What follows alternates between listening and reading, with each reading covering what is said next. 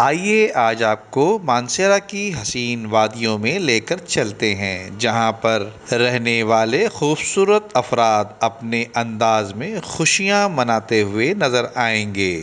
इस हवाले से आइए एक शादी की तकरीब में लिए चलते हैं। इस 2 रोज़ा शादी की तकरीब के अहवाल आपको बताते हैं, जिसमें शादी के चंद रोज कबल ही लड़की वाले लड़के वालों के घर जहेज पहुंचा दिया करते हैं।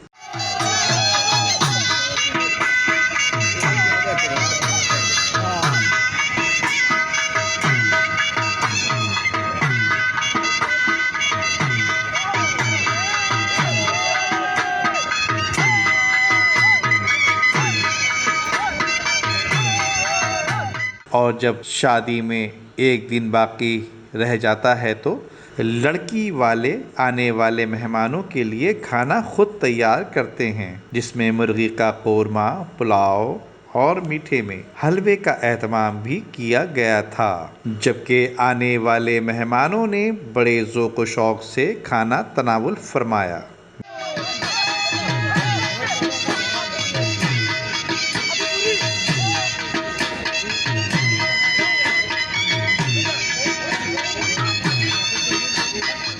खाने के बाद तकरीब में मौजूद अहले खाना ने ढोल, शहनाई और बांसुरी की धुन पर लुड्डी भी डाली।